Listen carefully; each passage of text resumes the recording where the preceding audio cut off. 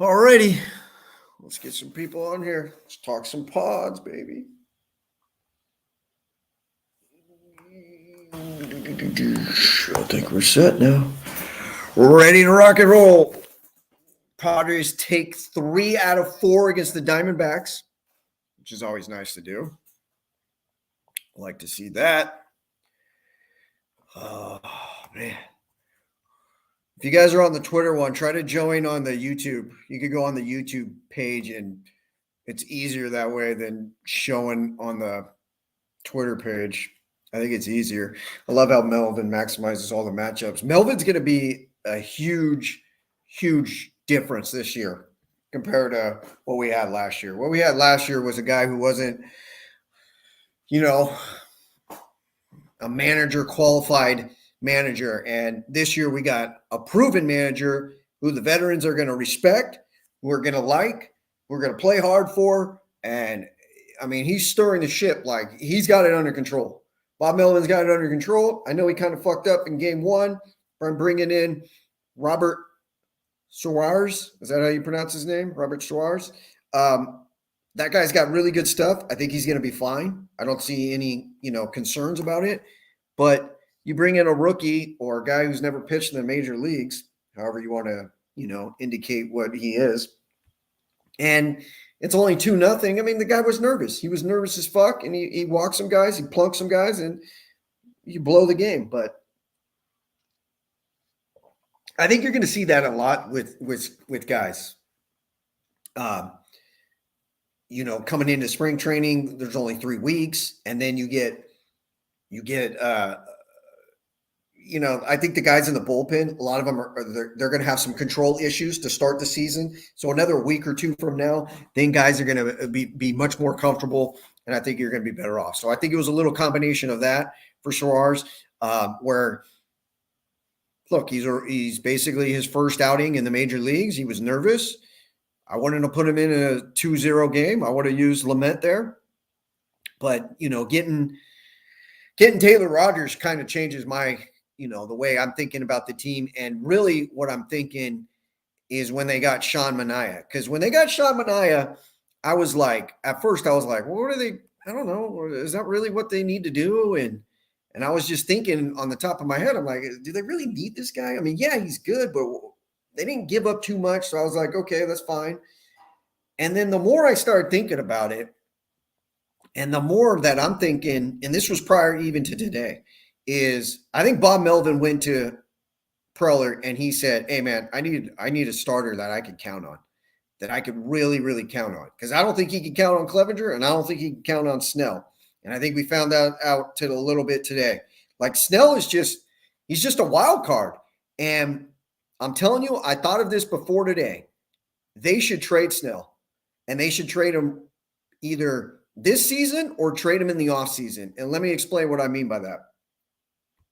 I think Snell makes about 12 or 13 million. I think he's like, I don't know, close to 15 million. It's somewhere from like 12 to 15 million his AAV for the next 2 years, right? And what I'm worried about is the Padres is they don't have pitchers under control. So like when they first traded Paddock, I was like, this is stupid. And then everyone was telling me he was hurt. I was like, okay, maybe that makes sense. Like, try to get him out now before anyone else, finds out that he's hurt. So I was fine with that. But you have no pitchers really under control except for Darvish and Snell and then Mackenzie Gore. And that's it for the next coming up seasons. And Darvish and Snell only have 1 year left on their contracts because Nick Martinez could opt out. Clevenger's a free agent, and Musgrove's a free agent, and so is Manaea. Well, then I started thinking, I was like, well, you could probably sign one of them, right? You could probably sign Musgrove or Manaea, one of them. But I was like, dude, I want to sign 2 because I don't really, after Snell and Darvish, they're going to be gone. Then what after that? Then you're going to just have Gore and only one of the other ones. Then I started thinking, if you flip Snell, so if you trade Snell right now, this year or in the offseason, one or the other, then you would have, basically what I'm saying is I would take the money that you're paying Snell and I would give that to Manaea, and then I would take the other money, that Myers is making, the $20 million, and I would pay the other one. So I think you would be able to sign both of them in this sense, and then you have those guys under control for 3-4 years, however long you lock them up, 4 or 5 year deals. Then you would have those guys under control for that long, and you would also have Gore under control for 6-7 years, whatever it's going to be. Then I would feel a lot better about everything that Preller has done, because up to this point, they need a bat. I mean, you're not going to go a season like you're not playing the Diamondbacks every fucking game. The Diamondbacks are fucking awful. They are just god awful. And they don't have shit on that organization. I mean, they're terrible. So Musgrove and Manaea should be extended, get extensions. But I don't think they could do extensions right now, because I think Musgrove makes about $8 million and Manaea makes $9 million. And if you give them extensions, then you have to pay the AAV as far as the luxury tax goes. And then you're just going to be way over it. But if you flip Snell and you come into the offseason and you say, hey, we don't have Snell's 12, 13, 14, 15 million, whatever he makes, 16 million. I should have looked it up before I came on. Then you could pony up that money for that guy. Yes, because I'm done with Snell. Like, as far as like, you just can't trust the guy anymore, dude. You can't fucking trust him. Even when he's out there, you can't trust him. He's going to walk the whole world. Like, he's a pretty good pitcher. And when I say trade him, I'm not even expecting that much back. Basically, I'm just trying to trade Snell, just get rid of his fucking contract, so that I can pony up that money for Musgrove or Manaea and get them under control for a couple years, because then you'll have Gore for a couple years. I'll get to this. The minor leagues is way better than what anyone like the stupid rankings that they have. That shit.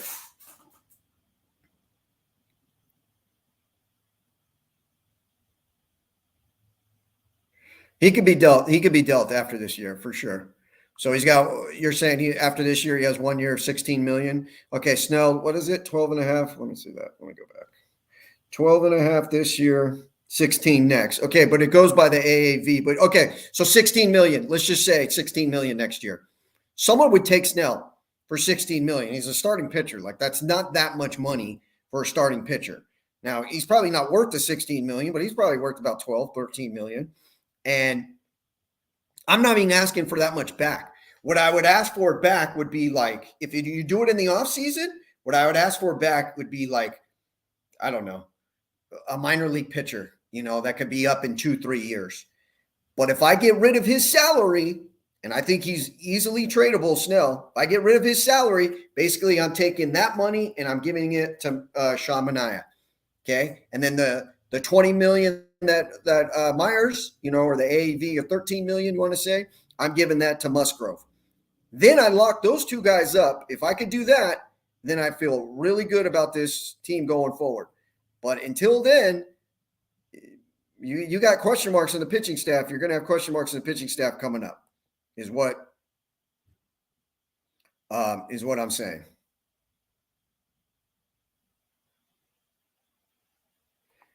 Yes, I think. Did I say to you that I got something that I think that you would like? Yeah, this is what I'm talking about. And I was thinking this before today's. Like, I'm not playing Monday quarterback right now and just going, oh, well, he didn't show up for game one. Let's get rid of him. That's not what I'm doing.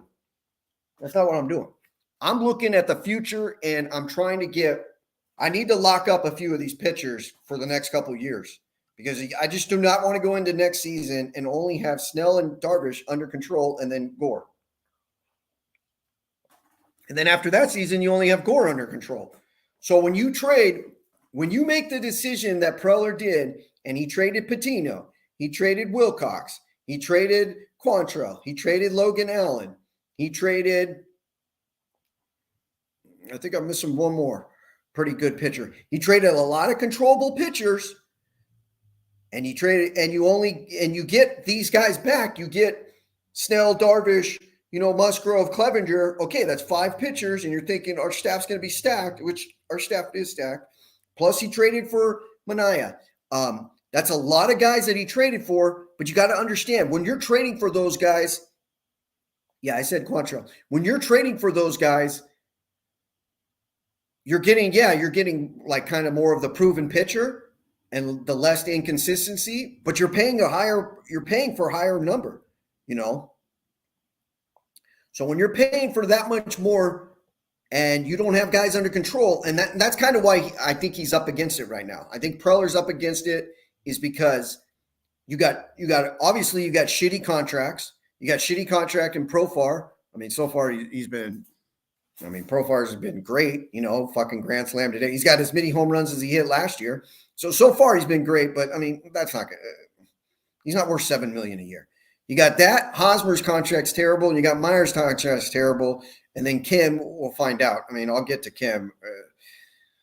I don't know on that guy. Then you're paying. Darvish is making big money. Clevenger's making not much, but he's making about 6.5.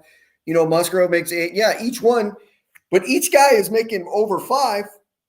Your whole staff, and Darvish is making 20. And Snell, the AAV is going to be, what's his AAV going to be? 13, around 14. Look, that's a lot different than what Quantrill's making. Quantrill ain't making shit. Patino ain't making shit. That's why it's tougher to do it that way. You could do it for like 1 or 2 guys. He did it for fucking 5. And that's why I'm a little worried going into the next couple of years. Well, who's going to be under control? Well, he could do it. He could do it if he trades Snell, in my opinion, and then you could sign Manaea. Basically, I would take Snell's money and I'd put it into Manaea for the next, couple of years. I think he could do that, and I think he would go from there. And I think he would be way, way better off if he did that. And everyone would freak out like, why are we trading Snell when we're a World Series team? We're supposed to win now. Because I would do it at the All-Star break, to be honest with you, because then I would get under the luxury tax for this year. I mean, they're under it right now, but then I would have some wiggle room just in case something happened. So I would start checking people right now if they want to fucking trade for Snell. And yeah, I'd be worried. Hey, you might not have enough pitchers. You never know if you have enough pitchers. Well, trade Snell right now and get one of those like Kinnear type of pitchers that, someone that's, like a 6-7 type of pitcher on another staff. And the other team is thinking, okay, we're getting a proven pitcher in Snell, and he's going to put us over the top and we're going to make the playoffs or blah, blah, blah. Everyone wants pitching. Okay. And then go get like a low minor leaguer. And basically what you're doing is just doing a salary dump. And then you're telling Manaea and Musgrove's agent, you're telling him, hey, we got enough money now. We're going to sign both you guys. That's what I would do. And I think you got the maneuver now. So because I'm telling you, Bob Melvin went into Preller's office, I believe, and he said, I need a proven starter. None of this fucking bullshit with Snell and Clevenger. Clevenger's always hurt. And Snell, yes. I mean, this is exactly it. Manaea attacks hitters unlike Snell. I mean, that's exactly what it is. If you're confident in Darvish, Manaea, Musgrove, Gore, Clevenger, Martinez at the All-Star break, Snell would absolutely be traded. Yes, this is kind of what I'm talking about. And a lot of it has to do with Gore too. I watched Gore last night and I just was like, that was the best game he's ever pitched, in my opinion. It's not even close. I mean, those hitters had no chance. I mean, they had no fucking chance. He gave up one grounder that got through the hole, and then one hit. He threw a curveball. The guy waited on it. He flipped it over the shortstop. I mean, it was a pretty good hit. That was it. Everything else was just paint, 96, 97 on the corners. Boom, boom, slider. He didn't even have his curveball really work, or changeup wasn't even really working. But his curveball was decent, and then his changeup. I mean, his changeup was not working that much. His curveball was decent, but the slider. I mean, I'm telling you right now, if Snell goes to the DL, I wouldn't be surprised if Snell's in the bullpen the rest of the season. Because where's he gonna if Martinez works out, where's he gonna come in? I'm not taking Gore out if Gore's gonna keep lighting it up. Why would I take him out? I'm telling you right now, if the Padres are smart, they start thinking about trading Snell. Just to get rid of the fucking contract. This is the main part. If Gore performs, that makes Snell trade. Yes, tradable. Yes, this is what I'm talking about. I'm not trading Snell today, but yes, I see 2-3 more starts in the minor leagues of Gore, and they're really good. I start really considering flipping Snell. And I'm telling you, it's the financial part. Like if you weren't worried about going over the luxury tax, then fuck it, just keep him. I mean, because you're not going to get you're not going to win the trade. Like you're not going to get some prize player for him because someone's going to be like, well, he's inconsistent and he's kind of expensive. I mean, he's fine. Like everyone wants pitching. I'm just saying he's got bait. He's a trade candidate in my opinion. And then, yeah, I don't see Clevenger really being a starter this year. I really don't. I mean, I could see him being a reliever for most of the season. It depends on what you're going to get out of Nick Martinez. I mean, I only saw him pitch in the spring training for like 2 or 3 innings. So whatever you get out of Nick Martinez, but dude, look, last year I thought our starting pitching going into the season, I was like, dude, we're going to be fucking fantastic, and we got depth. Okay, you agree with me 100%. When do you think Gore comes back up to the majors? I mean, if Snell's going to the IL, he's going to be up Friday or whatever. Yeah, Thursday or Friday. I mean, yes, Martinez starting tomorrow should be interesting. Everyone's like almost pitching for their jobs right now. Obviously, Manaea, Musgrove, and Darvish are good. Those guys are going to stay as their guys. But I really think Bob Melvin went into that office and he said, I need a fucking reliable starter. I got a reliable starter in Musgrove. If Darvish is healthy, he's a reliable starter. And he probably said that's it. And Preller was like, what? I got Clevenger and Snell. And he was like, no, I want a reliable guy. And he was like, you get me Manaea. And I think Bob Melvin told him to go get Manaea. And at first, when they got Manaea, I didn't think it was that big of a deal. I thought it was like, oh, okay. I mean, he's good and he's going to help you for this season. But I didn't think this team didn't look really good on paper. And it's still really, I mean, there's still a lot of holes offensively. Like this team isn't winning a World Series with this fucking everyday lineup. You're just not. You're not facing the Diamondbacks, I mean, they've struggled the first 2 games to score runs. And they were getting the starting pitcher out early in the game, So, yeah, I mean, teams are going to struggle, Davey, early in the season that you don't think are going to be that good. Or right now, I mean, I just think a lot of teams aren't really ready for the season. So I wouldn't take too much into what's going on. Like the Rockies are going to be better than what people. I should have bet the over on the Rockies. I think it was like at 68 or 70. They'll probably win about 75 games. They're going to be halfway decent this year. I should have bet that one. Their manager sucks dick, but besides, I mean, they got some players. They're not going to be that bad. But the Diamondbacks are just going to be god awful. I mean, what did the Diamondbacks have? Like, if you're a Diamondback fan, what did you watch in that series and go, well, at least we got him, and him coming up, or they got Seth Breer, and that's it. And then what else do they have? Good, but by the time Marte, they're not going to be good in Marte's prime. What is Marte, 28, 29 years old? How old is Marte? I mean, they're fucking years away. I mean, years away from being anything. They got some decent starting pitching. That's about it. Their bullpen sucks. Peralta sucks. I mean, he was good years ago. He's kind of done.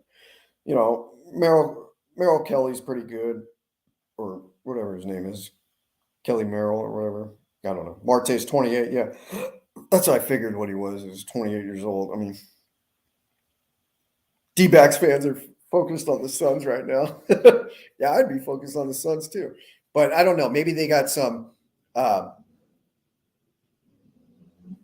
fuck? Fucking guy on his. I think it's Fernando Tatis on his motorcycle. But we got too many easy outs in our lineup still.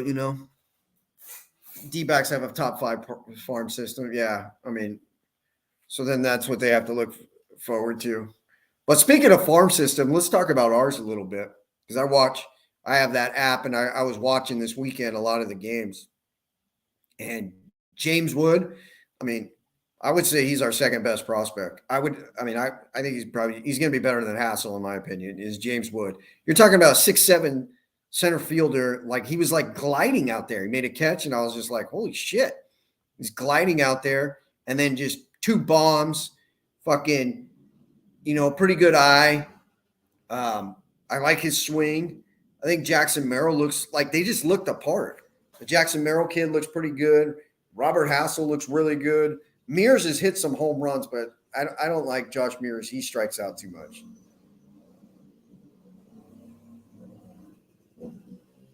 I swear to God, I'm going to go outside and healthy Nola makes a difference. Yeah, I mean, we're going to have just guys just be different this year than they were last year. Nola will probably get hurt, but Alfaro is going to be fucking good. So I'm not too worried about that when and if Nola gets hurt. It's a good Sunday, dude. We're fucking 3-1. We should be 4-0, but notice these guys more disciplined in the plate and walking a lot. Yes, they have much better approaches at the plate. Much better. Much better. All right, everybody, hit the subscribe button and hit the like on the YouTube. Try to get some likes on here. Help me out. What's this one?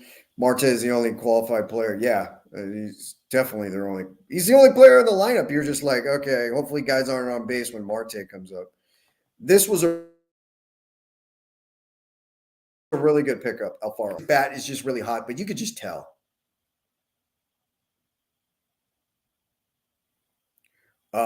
James Wood is, I would say he's your second best prospect behind Abrams. I'd say Abrams is 1. And let's talk about Abrams. What are your guys' first impressions of Abrams? Obviously, it's going to take some time to hit, but the glove looks really good. I mean, he made some fantastic plays in his first game. Now, I am a little concerned on the playing time because you got 2 guys that need everyday at bats, and they're going to do the platoon bullshit. I feel like this team is different. This team's different. This team's different in the sense that, 1, you can count on the starting pitching right now. Okay, that's the first thing. I don't think there's any pitcher that's going to go up there and you're going to be like, oh, shit, this is going to be a disaster or this and that. The only one I'm concerned about right now is Snell, and I would flip him. I would flip Snell so quick. Clevenger to me is just like a wild card. I mean, I would put Clevenger in the bullpen for now and just, let him build up his innings from there. And then maybe in the second half, if we need him to start, go from there. Starting pitching always has, always will, every team. And you go from there. And the bullpen should be really good. It should be really good this year. I mean, getting Taylor Rogers changes the whole way I'm thinking about the bullpen. Because I was like, well, who's going to close? You're going to have Robert Suarez? I mean, I don't know much about him. Let's see. You can't have Lament because then I said it all season or off season. You can't use Lament because then he can't go 2-3 days in a row. What should we expect from? I don't know. I expect 4 or 5 innings from him, maybe 2 runs, something like that. He should be fine. I mean, I don't think the Giants' offense is that great. I don't know. I think they kind of, Okay, Abrams right field, Kim shortstop. Well, here's the deal with the whole Abrams Kim thing. Someone's got to go to the outfield. Like, what are we fucking waiting on, dude? What are we waiting on? When Tatis comes here, is Tatis going to the outfield or Abrams? One of them has to go to the outfield. So fuck, dude. And Kim's your best shortstop as far as defense. I mean, fuck. I'll tell you this. I am now 40 years old. I got gray hairs everywhere. I got gray hairs on my beard.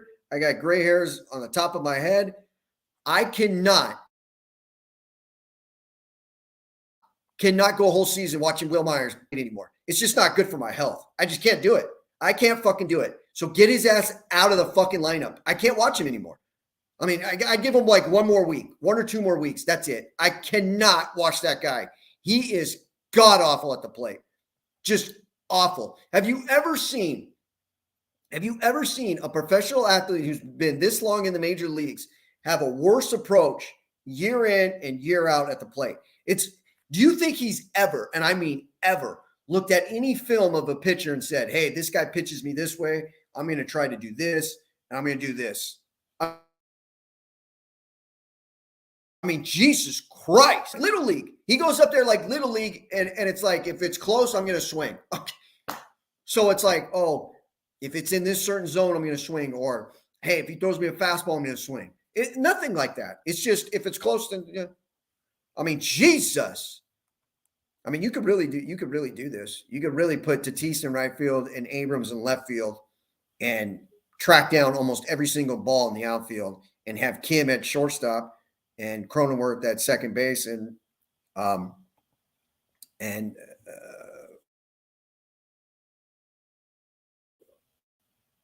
Steven Wilson looked really good. That was very impressive with that. I think that guy, I mean, his stuff looked like future closer stuff.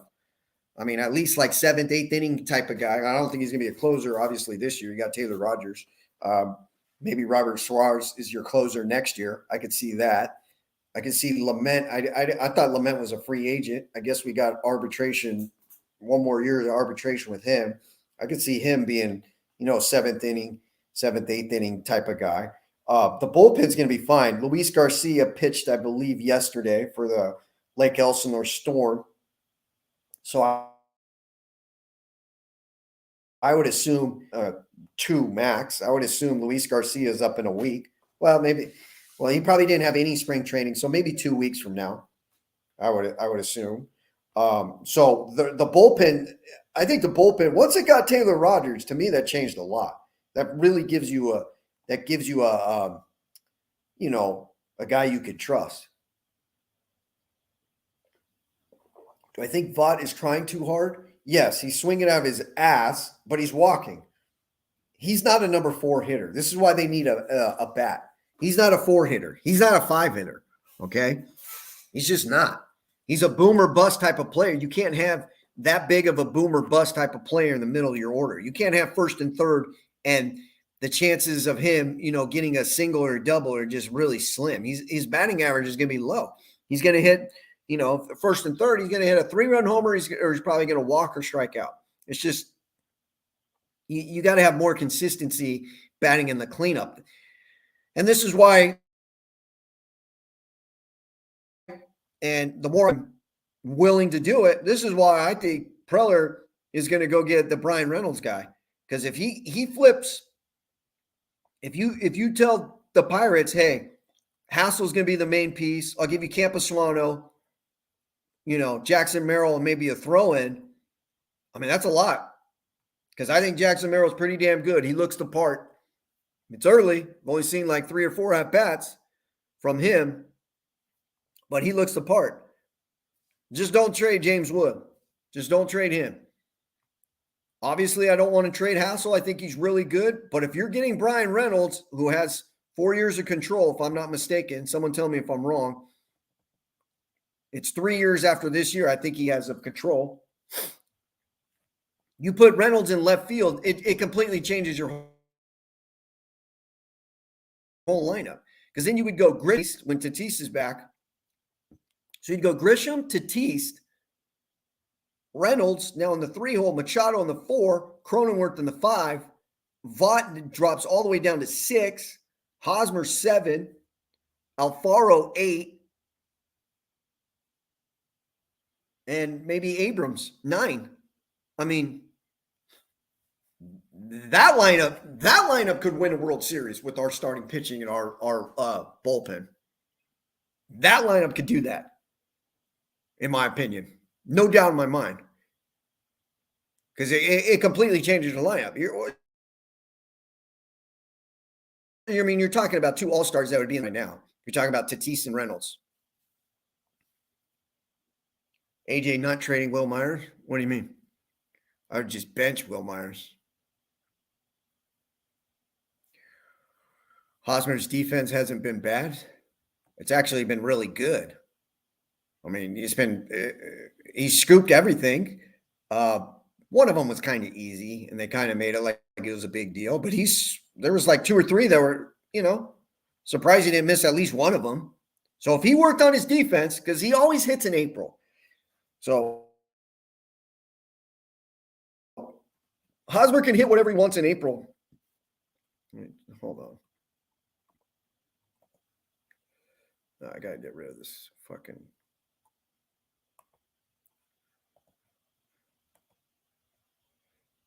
Okay, there we go. That guy got blocked. Get him out of there. Hosmer always hits in April. So I'm not going to get all, hey, he's hitting 500. He's doing this. He's doing that. Hitting wise, let's see if he starts doing it in May. If he starts hitting in May, then maybe he'll hit this year. But I'm not going to go crazy on his hitting. I've fallen for that before. But his defense looks fantastic. And if he could play that type of defense, that changes a lot. And what I just said, this is so true. Imagine if Hosmer was having the at-bats that Will Myers was having. Padre Twitter would go have a riot on that guy. It's so true. I never have ever understood why Myers gets a free pass and Hosmer just gets the most criticism you could ever get from a player. I don't get it. When the two of them are up, I have way more faith that Hosmer is going to get a hit than Myers. I've never seen a player more clueless at the plate than Will Myers. And I've never seen more meaningless hits than Will Myers.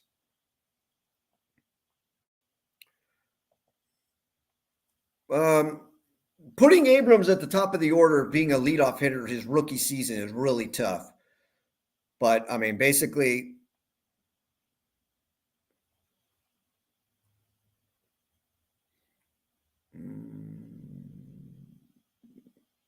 yeah, basically that if he continued to do it, does Myers smoke before every at bat? Yeah, I think he does. He's fucking awful. Padre fans always make endless excuses. Right? I don't understand it. I really don't. I don't get it. I've never seen like a lot of Padre fans are like, I love Myers. I'm like, how the fuck do you love that guy? He sucks.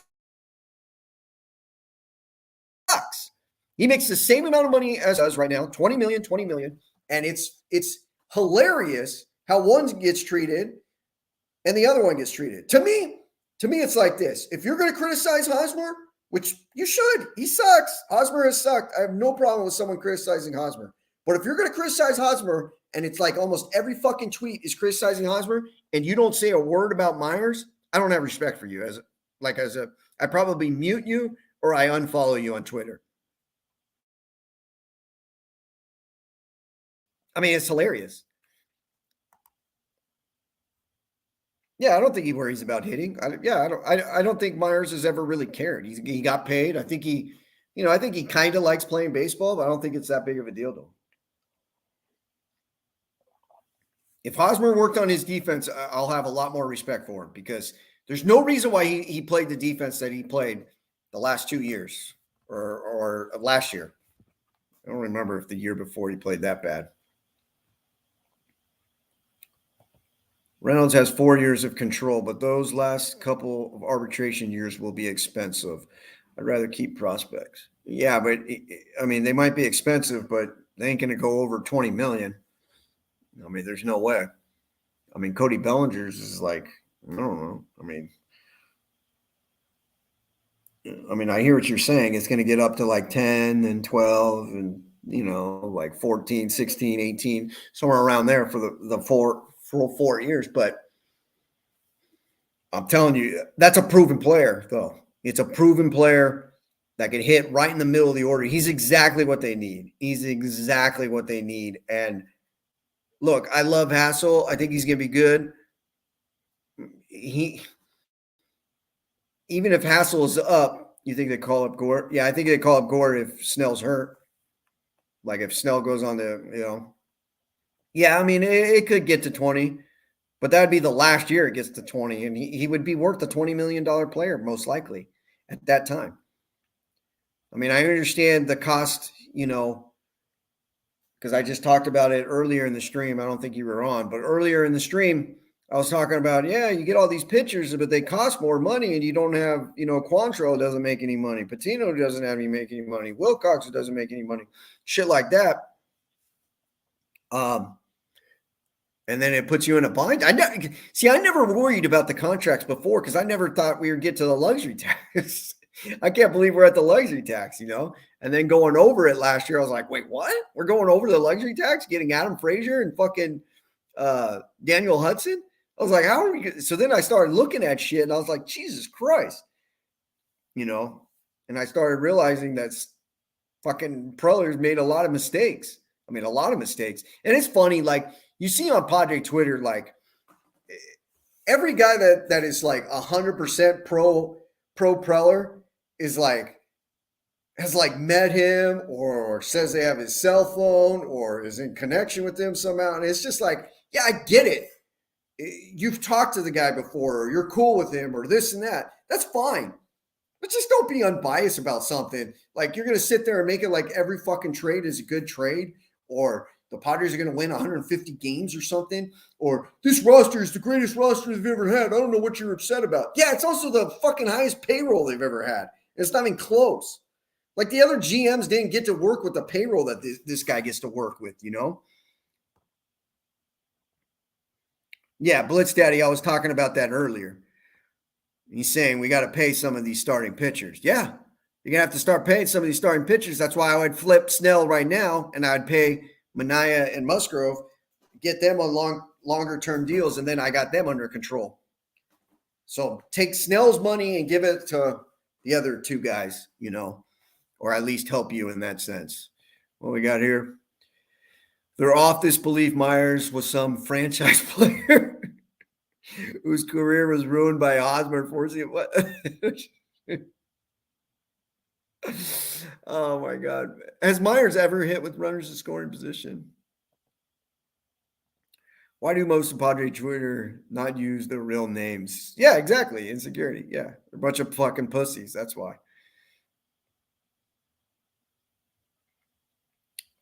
Preller did some solid trades this year. Yeah, I think he has.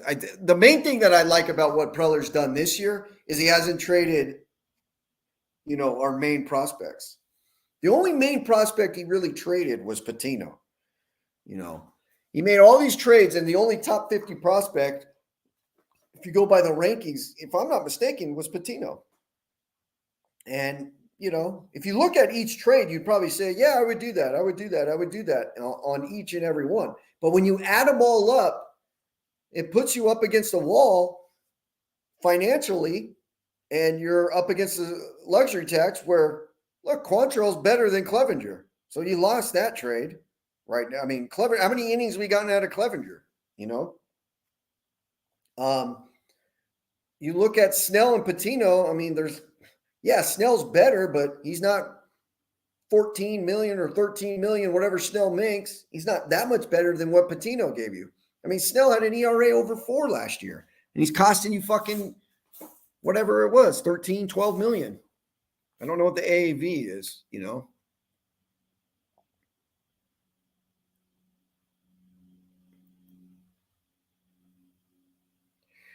I don't know if they could get a solid controllable bat for Snell, but I think they could get him, I think you could get a halfway decent pitcher, like a 4 or 5 for him, like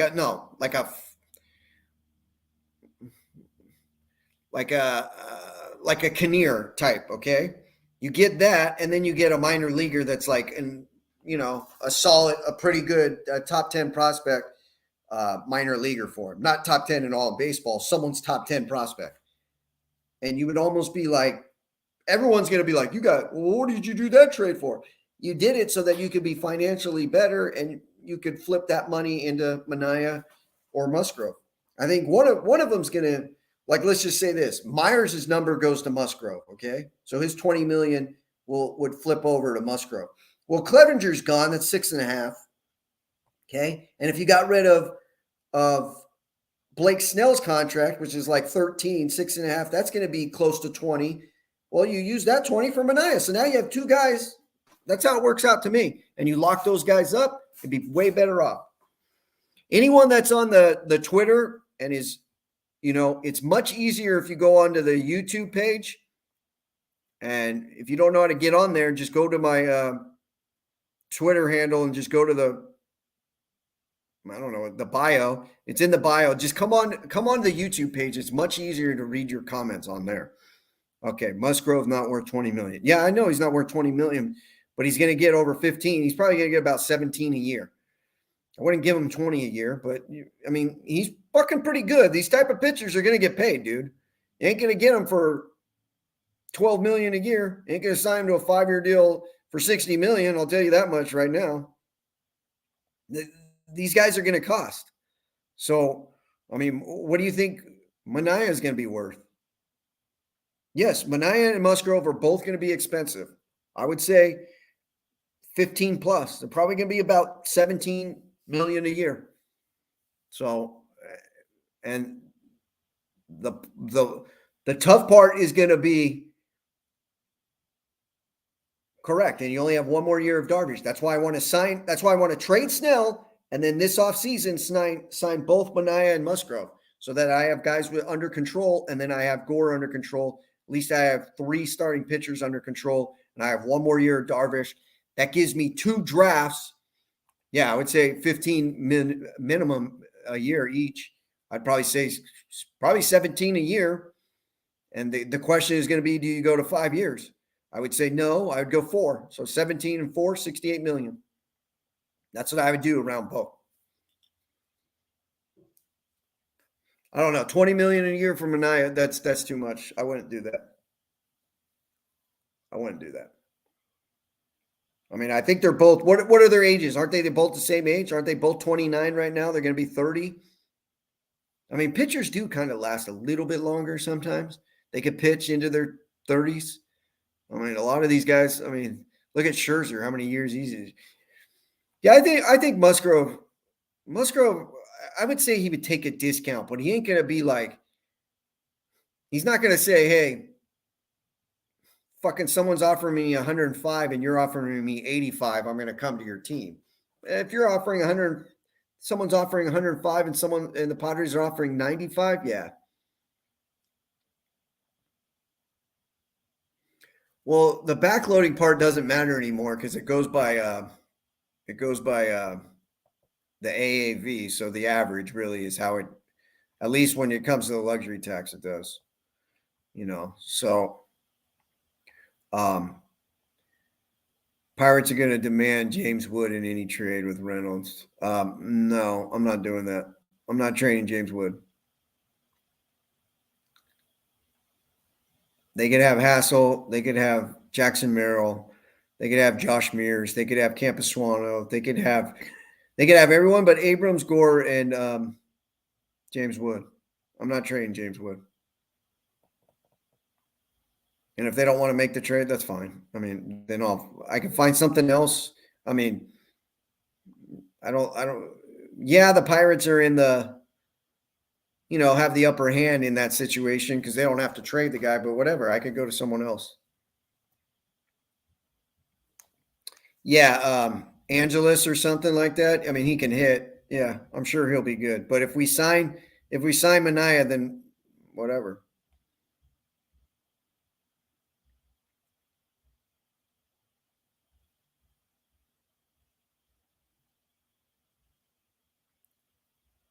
No, I don't think he ever really said that. But I mean, he never said essentially just deal with it. I just think.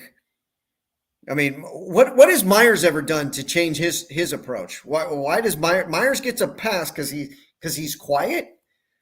So Hosmer said, "Yeah, I'm not really changing my swing." I mean, he's had productive seasons in the past. Like I get it. It's frustrating that he hasn't lifted the ball. I understand all that.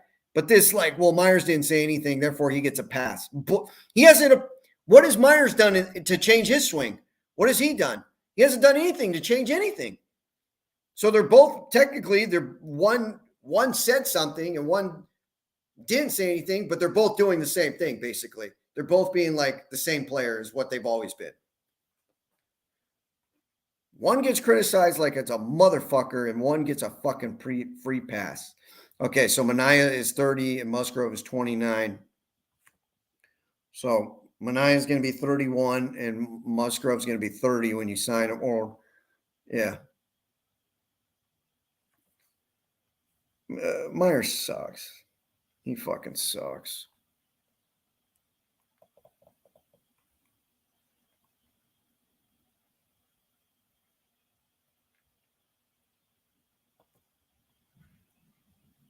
Bench Myers, start Abrams right field. Yeah, I mean, you got to start thinking about that for sure.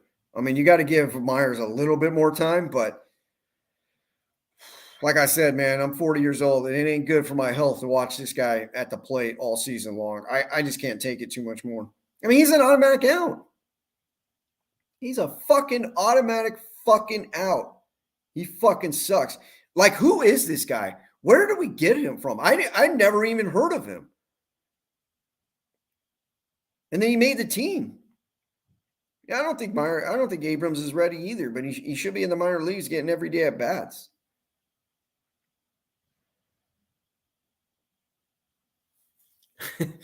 Just tell Myers to close his eyes. That's all he does is close his eyes, it looks like when he's swinging, you know? Kim looks way better this year so far. But you also got to realize most of his at-bats are coming against a left-hander. He looked pretty good against left-handed pitching last year. So if they're going to do this platoon thing, I mean, Abrams has to face left-handed pitching eventually in his career, and so does Kim. Kim has to face right-handed pitching. I mean, I don't know. I think one of the things that they're doing right now is they don't have a backup middle infielder. So let's say you put Abrams in the minor leagues, and said, hey, we're going to play Kim every day, and we're going to play Abrams every day, right? They don't really have a backup second baseman, shortstop, third baseman that could, let's say Machado went down. You would say, okay, Kim goes to third, Cronenworth to short. Well, then who plays second? Fucking Profar? If Cronenworth went down, so I think that's part of the reason why they put Abrams on the team. I mean, yeah, I know he got the triple today off a righty. I know, but that was one at bat, right? I think that's his only at bat against a right-hander or whatever. I stopped watching in like the seventh inning. I started barbecuing, and I wasn't really paying attention after that. But yeah, I was against. But today's starter was a left-hander. Most of his, I would say, what does he have? Close to 10 at bats. I would say 9 are against left-handers, or 8 at least. Yeah, I noticed that too. I noticed he doesn't have the casts. Okay, I mean Abrams should go, but Kirk, eventually Abrams is he's a big part of your organization, right? Like for the future, going forward, he's a big part of your organization. Where's he going to play? He's going to play the outfield, right? Well, put him out there. Unless you want to say, unless you're doing this. Okay, when Tatis comes back, then we're going to put him in the outfield in the minor leagues, and then like a month of the outfield in the minor leagues. Then when he's ready, then we'll put him in the outfield for the Padres. I mean, if you want to do it that way, I mean, that's fine. I mean, that's cool. But someone's got to go to the outfield. Someone's got to do it.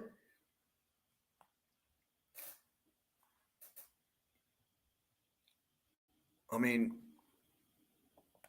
it's not like it's like just all of a sudden, like, it's almost like they didn't think Abrams was going to be ready. I'm not worried about extending Cronenworth. How many more years he got? Doesn't he have like 3 or 4 more years? I'm not worried about that. Because by the time he wants an extension or going to get an extension, he's going to be pretty fucking old. He's going to be in this. He's going to be, what is he right now? 28? Cronenworth? He's going to be like 32 by the time he needs like an extension. Yeah, I can see that. I mean, if you want to say, okay, then put him in the outfield in the minors when Tatis comes back, that's fine. But, I mean, I want to play Abrams every day. Yeah, so he won't be a free agent until he's 32. I mean, bye, Felicia, by then. Oh, we're getting all of Cronenworth's prime. I mean, he got fucked. Cronenworth got fucked as far as that goes. Yeah, 100%. Dodgers pitching staff doesn't look as dominant as it did last year. No. I've been saying this for, I don't know, maybe 2 years, or I said it coming into this year. Eventually, Buehler and Urias, one of them was going to have a bad season, if not both, or at least not maybe a bad season, but not the year that you expect. Because especially Buehler, I said it last year for Buehler. I said, I wouldn't be surprised he doesn't pitch that well. I mean, he had a phenomenal season. But Urias or Bueller are probably one of them's going to struggle this year, maybe even both. Like I said, you pitch all those playoff innings; those are extra innings for a young pitcher like that. Eventually, it's just gonna get to you. You're not gonna have the season that you're expected. So I could see that happening with one of them. I don't think it was 91 today. I mean, I didn't. I watched that game. I was watching it. I went to my parents' house. He's got 3 TVs. My dad. Um, no, it wasn't 91. He didn't have his location. He didn't really get hit that hard as much as like because one of the hits was a routine fly ball and Taylor dropped it because there was a lot of wind. Um, yeah, they beat him around pretty good, didn't they, Kirk? The Giants lineup doesn't scare me either. I don't think the Giants are going to be that good this year. I mean, that's really the team that we have to beat is the Giants. You beat the Giants and you come in second place, you're going to the playoffs because the NL East will beat each other up. The NL Central, whoever comes in second place in the NL Central, that team's not going to. I would doubt that team has a better record than we do. So we'll make the playoffs. I mean, I think we're going to make the playoffs. I predicted 85 wins, but I mean, if we get one more bat, I wouldn't be surprised if we could be a World Series team and you get one more bat. To me, you're just one bat away because but the bat has to be a really good bat. Like I'm talking about, like Brian Reynolds. Can't be a bat that bats like 6th or 7th. To me, that doesn't really do much. That doesn't help the team out that much. Yes, I've been saying that true. If the Dodgers struggle, especially pitching wise, they'll just bring Bauer back. The NL Central is going to suck. I'm not worried about the NL Central. Giants offense looks worse than ours, no joke. My thoughts on Vaught so far is he, he's not a cleanup hitter. You can't have him being a cleanup or number 5 hitter. 6 or 7, I like him. He can't be anything 1 through 5. That's why I think we need another bat, and it's got to be in the middle of the order. He's just going to leave too many ducks on the pond. Luke Voigt. I mean, he's not going to have a good enough batting average. And you can tell me batting average doesn't matter, and this and that, and blah blah blah. That's fine. You guys, I mean, you could circle jerk the walks all you want, but that doesn't move runners over. You know, he swings out of his ass. He swings completely out of his ass. So when guys are on base, he's going to leave guys on base because he's going to strike out a lot. I mean, yeah, he's walking, and that's cool. I mean, you know.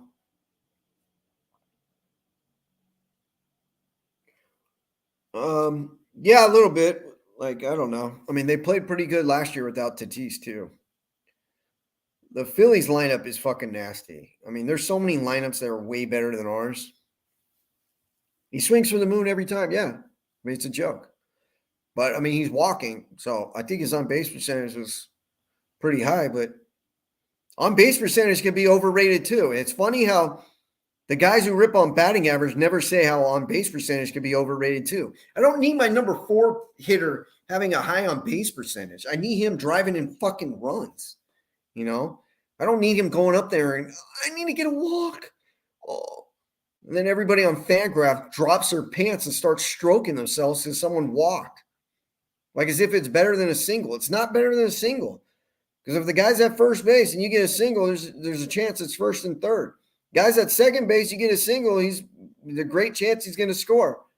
Guys at second base and you walk, guess what? It's just first and second. It's just as good as a single. No, it's fucking not. Not fucking someone's on base. It's not. Oh yeah, but you didn't put the guy on base, so you don't get any credit for it. Get the fuck out of here.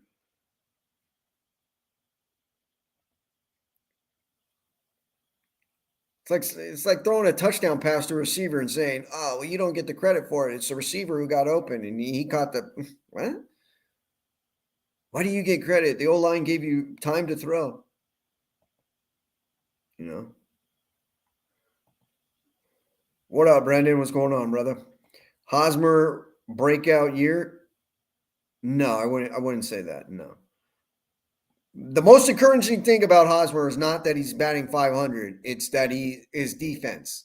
Because that tells me that he worked on it in the offseason. If he did that, then I got some respect for him. And I wouldn't mind that. The guy says try Voit in the leadoff spot like Schwarber. That's what I was telling my brother today. I was like, he's not a fucking middle of the order guy. And he's like, well, Chisholm, I text him every once in a while. I mean, we talk Padres, if that's who you're talking about, Clint Chisholm. But we're not like how we used to be.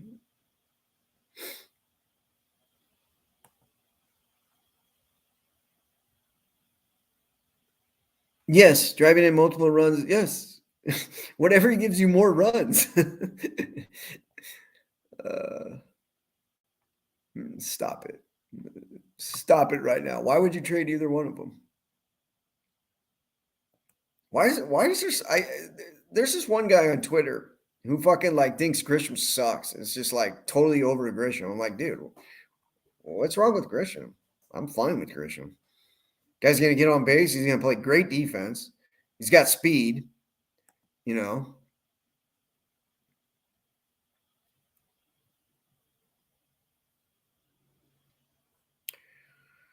I'm feeling good about the team right now too, Brendan. I'm concerned on the bats. I agree with you on Hosmer and Profar. I think Hosmer's going to have a better year than he's had in the past, I think. But they got to get a bat. They got to get a bat. And really, a lot of this changed. Like I was saying, the roster's a mess. A lot of it changed when they got Manaea and Rogers. That changes a lot to me. You get a proven closer, or it looks like a proven closer. I mean, fuck. He went in there. He's throwing it looked like a goddamn wiffle ball on that slider. I think it ended the game. Was it yesterday? I mean, the guy had no chance. It was a right-hander, like came in on him, and he was just like, oh. So that changes a lot, the way I'm thinking. Because I was like, dude, who's the fucking closer? You know, and everyone's, closer, who cares? You know, like Keith Law, like, closer, what does he do? What is the 3 outs in the 9th inning? How is that different than in the 6th inning? So stupid. Go watch the fucking game on a computer, you fucking idiot. But yeah, it changes a lot. I think you're going to get Garcia back in the bullpen pretty soon. He pitched in Lake Elsinore yesterday. So I would say 2 weeks tops, you know, then he's in there. And Robert Serrars, yeah, he was wild and out of control in the first game, but that guy's stuff is electric. The Steve Wilson kid looks pretty good, or he's not really a kid. I think he's like 26, 27. But his stuff looks fantastic. I don't know what we'll get from Lament, but if Lament's on, yeah. Okay, get a bat now or wait till a month or in or All-Star break. I would wait at least a month. At least a month I would wait because I think you're going to have more. That's a really good question. I like that question. I think you're going to have better value on the guys in the minor league system in like a month from now. Because our minor league system isn't ranked high from like the guys who do the rankings. But I'm telling you right now, we got some fucking studs in the minor league. Some studs. James Wood, I hope he's untouchable. I mean, that's how high I am on him. Hassel's really good. Jackson Merrill looks pretty good. Josh Mears is hitting home runs, or I think he's hit 2 home runs. I think he hit 2 today. But he strikes out like almost every at bat. To me, that doesn't translate into the pros. You can't just be a strikeout guy. Like the pros will just eat you up, you know. What's this one? I gotta read this one. Snell and Clevenger are a problem. Tax the pen. Manaea is a dude. Eat up innings. Yeah, I think Snell and Clevenger might be in the bullpen, honestly, pretty soon. Honestly. Because I think if Snell doesn't pitch his next game and Gore does, and let's just say Gore goes 5-6 innings, doesn't give up a run, or only gives up 1 run, what are you going to do? Say Snell's ready to take his spot? No. You're going to be like, pitch again. You know, too bad, Snell. Like too bad, bro. You weren't ready for the season even prior to this injury. You weren't going to be ready We saw it, dude. You weren't going to be ready. So, yeah, as far as the Paddock trade goes, like at first I was like, dude, like I didn't like it at first, but then when everyone was telling me that he's hurt, it's like, okay, he's not going to be Joey Gallo, Josh Mears. He doesn't walk like Joey Gallo. I understand what you're saying, like boom or bust, like home run or fucking strikeout, but I'm telling you right now, Josh Mears isn't much. He could be like a pinch hitter and just fucking hit a bomb and you strike out, hit a bomb. But what was someone? I was on something. I got carried away. What was I talking about?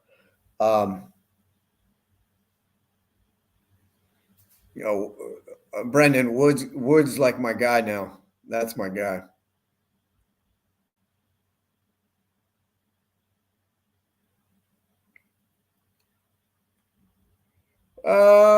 I could see this. I mean, that kind of makes sense. Yeah, he's Jabari Blash, something like that. Maybe a better version of Jabari Blash. Yeah, as far as Josh Mears. Yeah, I could see this happening right here. But I'm telling you right now, I think Gore's pretty much ready. I do think he's almost, or at least really close. You think Gore's a future ace? Maybe not an ace, but I think he's at least a number 2. Yeah, I mean he's got ace stuff. I should go back to that. Yesterday when I'm watching the game, he's throwing 95 to 97. He's hitting the corners, just boom, boom, boom, and he's dropping a slider. I mean, he could have just used 2 pitches last night.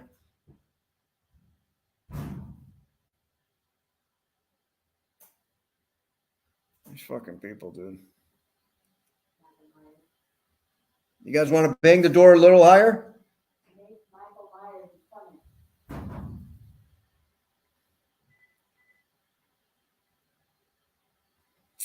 Yeah, I watched the game, Brandon. He was good. He was really good. I have that app, and I was watching it. He's fucking a stud.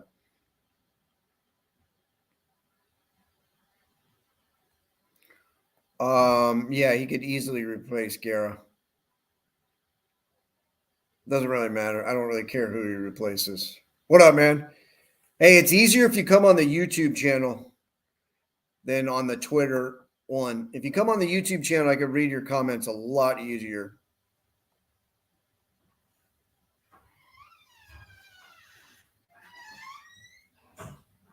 Huh? Yeah. Bye, sweetie. Michael Myers is counting on Bill. Hi. Medi with the backwards Padre hat. You know we're doing good. Yeah. Preller definitely knows how to draft. They've had some good. Alfaro, pleasant surprise. Yes. Alfaro needs to play, dude. You got to play that kid. That kid's got a bat. Preller's drafts are good. And that's what's going to keep his job, in my opinion. Because I think they're going to make the playoffs this year. And you go from there. I mean, if he doesn't make the playoffs, to me, Preller's got to go. Sorry. It's make or break. You can make the playoffs, but I want a goddamn World Series, man. When you have a payroll as high as our payroll is, like, I feel like Padre Twitter is just satisfied with just having like a playoff team. And like, I mean, that's good. Like, I'm not going to get pissed and be like, you got to fire him. He only made the playoffs. But you got a payroll in the top 5. You should be pushing for World Series, not just fucking the playoffs. Like, the expectations need to be higher. If Seiler's going to put out up to the luxury tax, you need a World Series type of roster. Now, am I expecting you to beat the Dodgers? No.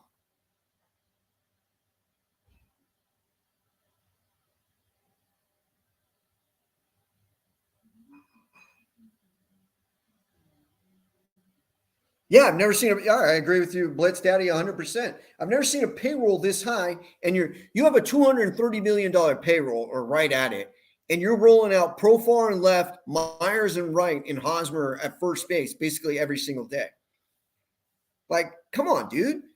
Like, I know some of these guys are like, well, I've met Preller, I know Preller, I have Preller's phone number. It's like I can't say a negative thing on him, and they blow up Preller like he's the greatest fucking general manager. It's like, dude, come on, man. Like I saw a clown fucking someone asked, has Preller won a trade? You know, like he was being sarcastic, but he was like, besides Tatis, what trade has Preller won? And this guy puts 2 tweets of lists, and he's putting like they won the Nola trade, they won the Clevenger trade, and Snell. It's like, what? You didn't win those fucking trades.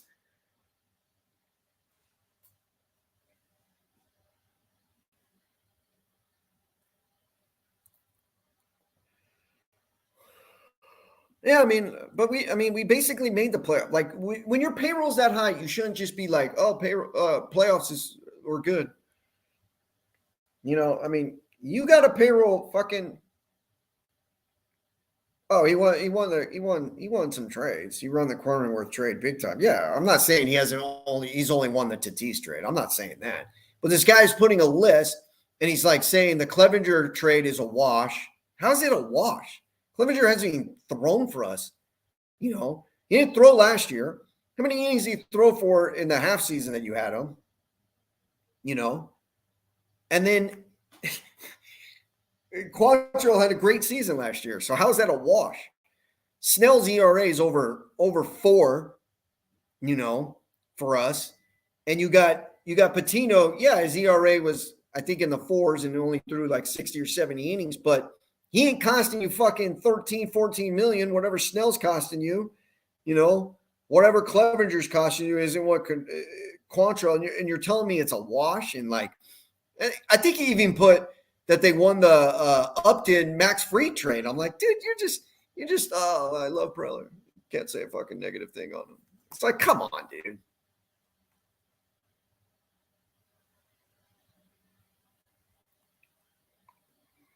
Right, but I'm saying if you look at right, I agree with that. But what I'm saying is look at the payroll and start expecting more instead of just, oh, they might make the playoffs or they're going to make the playoffs.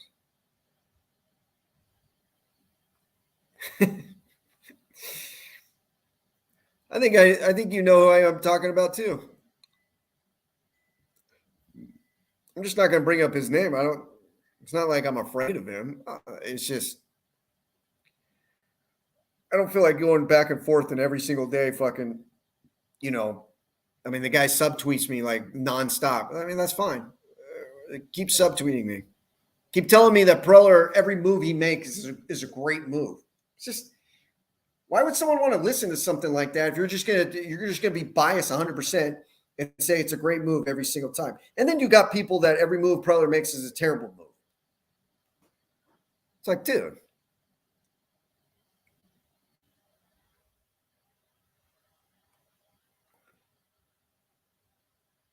Sure, I didn't complain about the trade, Brendan. But the problem is, if you're looking at it right now, what you don't think? Okay, you could flip back the trade. You're not going to flip back the trade? Of course you would. You would say, give me back Quantrill. You give me back Gabriel Arias. I think Josh Naylor was in there. I mean, Naylor's like whatever, but you're telling me you wouldn't do that trade back if you could right now? Of course you would. You would do it in a heartbeat. So to tell me that it's like a wash is just like, come on. I didn't say like at the time it was a terrible trade. You had to make a trade like that. You know, you had to get a frontline starting pitcher. You felt like you had a World Series roster. And at the time, it just so happens he got hurt. Okay. But let's not admit and say they won the trade so far and say it's a wash. No fucking chance. No fucking chance it's a wash.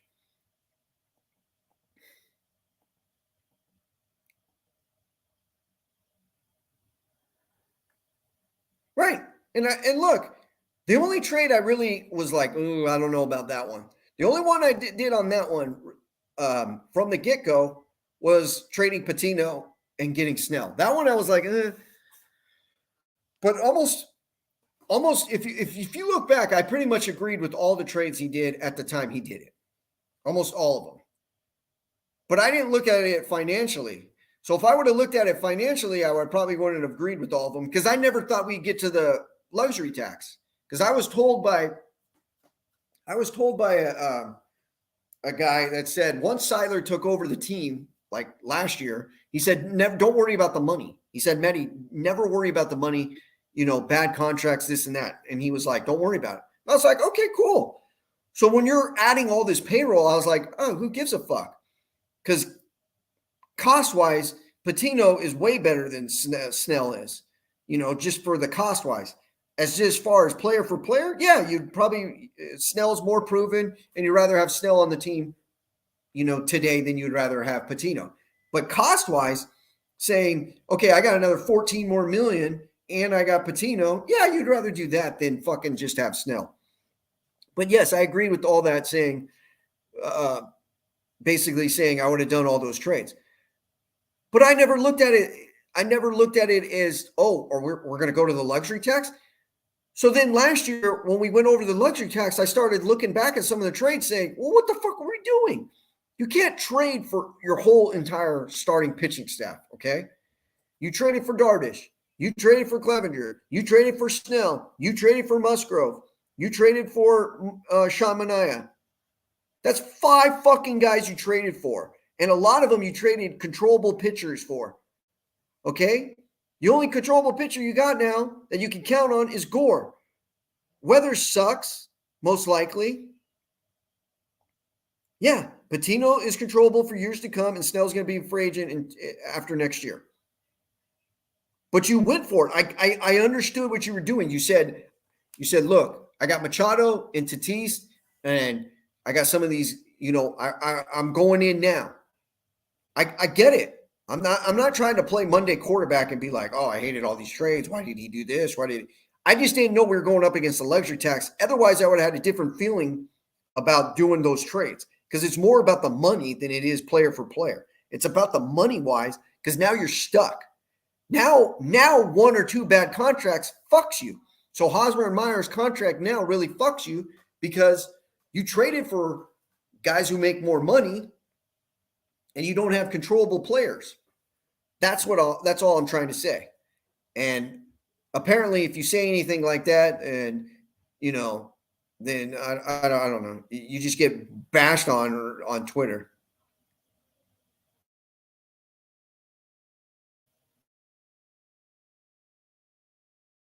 What I'm talking about, right? I mean, you guys understand what I'm talking about, right? Shorten our window by 5 years, maybe. I mean, I don't know about 5 years. I mean, you definitely shorten your window by making these type of trades, 100%. But Luke, Machado's not going to be good in 5 years, or most likely he's not going to be good.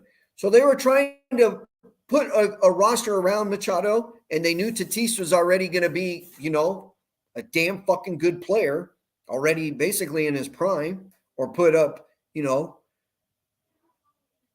So it was like, let's go get a team around Machado and Tatis, and let's go for it. I understood the strategy. I just never looked at the luxury tax. And then when I started looking at that part, I said, okay, they did too many of those trades is all I'm trying to say. That's all I'm trying to say.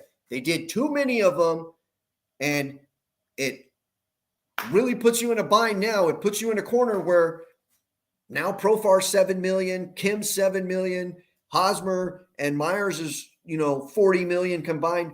Now those contracts, Pomeranz $9 million. Now you're kind of like, oh shit. Plus you added up all those pitchers.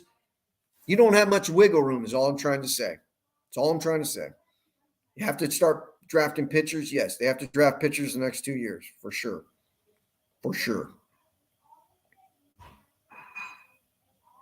Yes, we're limited. Yes, for this year. But my problem, Brendan, is after this year, you only have Darvish and Snell under contract for pitchers. And you got maybe Nick Martinez, but he could opt out. And then you got Gore. So that's why, you don't have controllable pitchers. That in that sense, that's what I'm worried about after that. But yes, I think the roster, let me go back to Brandon's. What Brandon was saying. I think after going into next year, I think the roster should be better. If you're able to do what I said earlier in this stream, and you could flip Snell, and you don't even have to get anything back. I don't even care if you get anything back. I just want to get rid of his contract, and I want to use that money towards Sean Manaea, okay? And I want to use Musgrove, Will Myers, and Clevenger's money, to help you get Manaea. Go get those 2 pitchers, sign them. I'll feel much more comfortable about the organization going forward. And you got really good minor leagues. I'm in.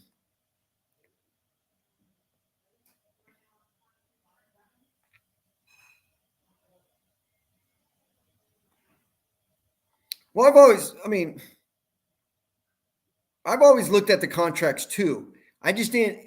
It's different when you're going up against the luxury tax. I always looked at it like if the Siler doesn't give a fuck about the part of the money, then why should I? In that sense, so when my buddy told me, "Hey, don't worry about the money," then I was like, "Okay, well then I'm never going to really worry about the money." It's almost like who cares? But when the Red Sox let Mookie Betts go to get under the luxury tax, that means you have to worry about it as a Padre fan. Because I see one Padre fan who he tells me, we need another outfielder. I'm like, they're up against the luxury tax. How are you going to get another outfielder? He's like, you got to spend for it. Go get Conforto. I'm like, Conforto's going to cost some money to put you over the luxury tax.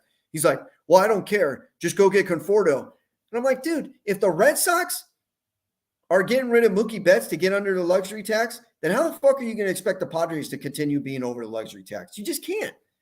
I never thought we'd be at the luxury tax, let alone be over it.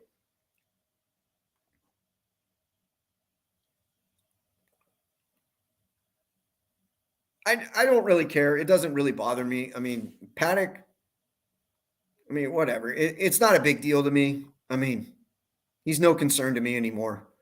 He's going to say stupid shit. I don't think he really liked it here because I think the fans kind of got on him. And he brought that on his own.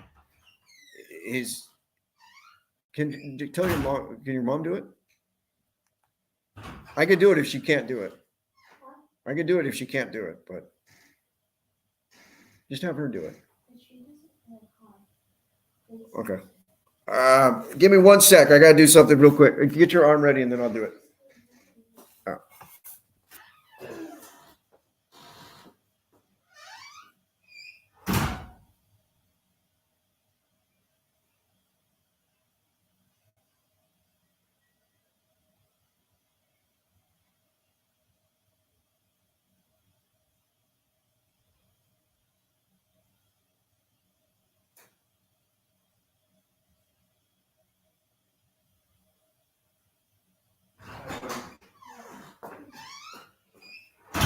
All right, sorry.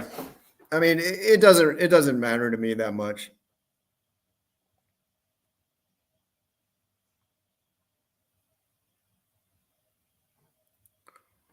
No, I understand you have to worry about the money. I just wasn't worrying about it like as a normal Padre fan back in the day. I mean, if you have an owner that's willing to spend, you don't have to worry about it that much. But if you have an owner who's now up against the luxury tax, yeah, you got to worry about it. You got to worry about the penalty. Good night, buddy. You got to worry about the penalties. You got to worry about, being over it. Yeah. So, yeah.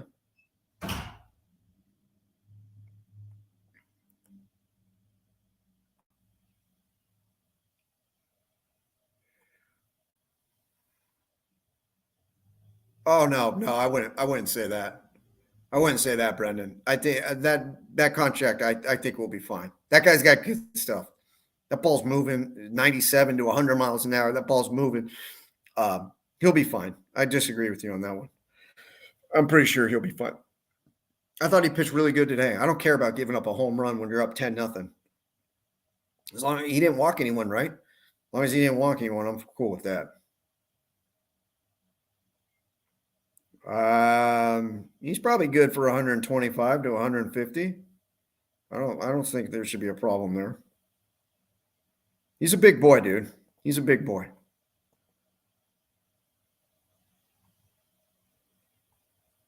Well, he showed nervous just the first game. I mean, he'll be fine. I'm not worried about that. And you gotta remember though, Brendan, and I've been saying this all season or coming into the season. A lot of the guys in the bullpen are going to have some control problems, and not just the Padres, just a lot in general in baseball. You only had 3 weeks. The guys in the bullpen didn't have enough innings to pitch to get ready for the season. So I think you're going to see a lot of teams struggle first week or two with their bullpens. Padres should have taken more advantage. Like, in the first game when they only get 2 runs and fucking Bumgarner pitches 3 innings. I mean, it's just not a good sign, dude. You gotta. No, his fastball is moving, dude. It's not flat. His fastball is moving.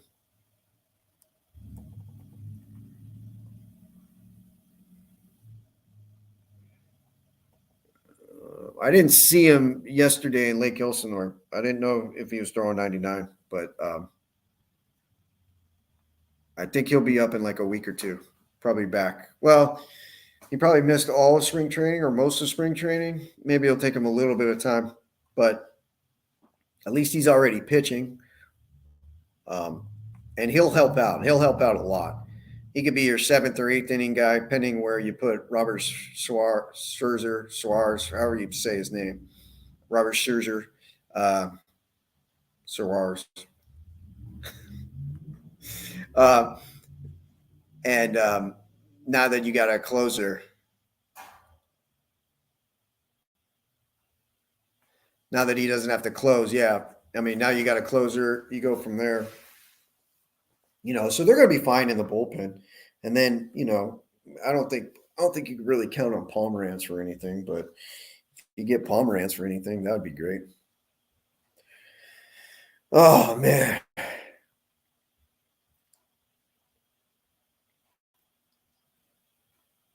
No, they should have won. They should be 4-0, but they didn't add on, dude. That was pretty bad not adding on in that game. You should have added on that game, the whole game. You get a starting pitcher out in the 3rd inning, you only score 2 runs. That's pretty pathetic. And they scored 1, I believe, off of Bumgarner, right?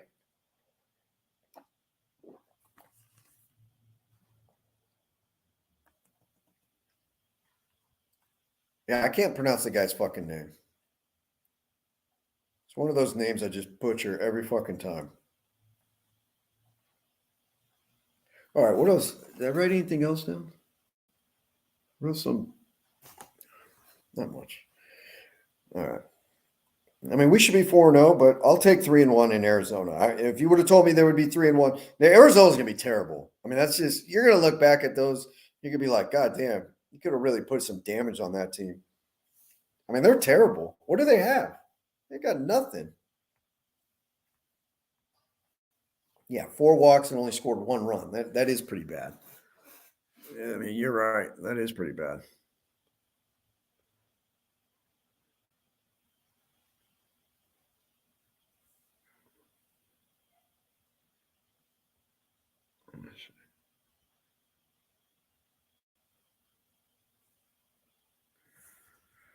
All right, let's see.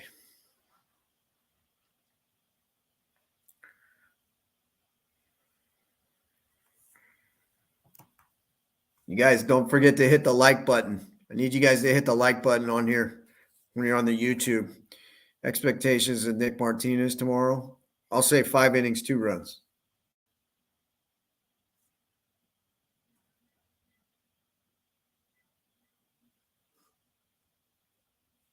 So 5 innings, 2 runs. We were only what? We were only 11-8 last year in Arizona. I didn't even think we had a winning record last year in Arizona. It seemed like I would have guessed a losing record the way we ended against them. I mean, it was bad. It was bad.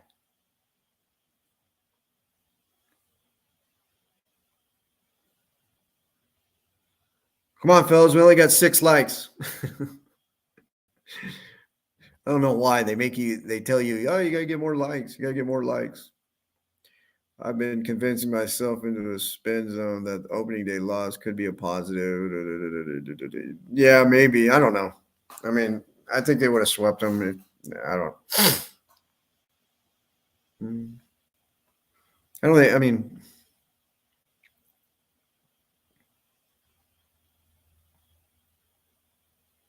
we had a losing record in Arizona last year. I figured we did. I don't know if that's right. We gave up 9. We gave up 9 walks today. Did we really?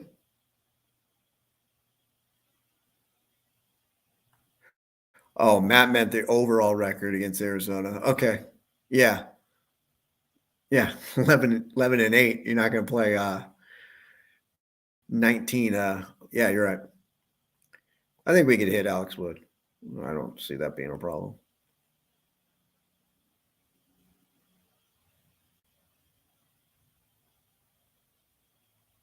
Yeah, I wouldn't be surprised if Clevenger and Snell somehow end up in the bullpen.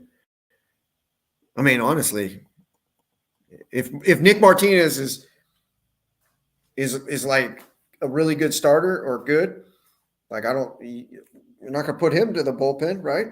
And then you just have one more spot, and that would be Snell's for now. But if he's hurt, or if he gives up, like, and Gore comes up and fucking starts throwing.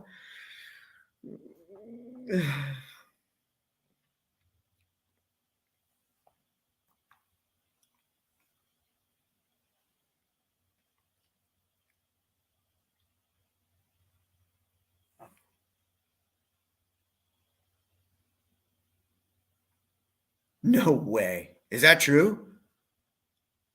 Okay. What would they want? What do you think they'd be willing to give up for Snell? I mean, are they that thin in the starting rotation? Because that's the type of team that you want to trade with. Is a team that's going to make the playoffs or thinks they're going to make the playoffs, you know?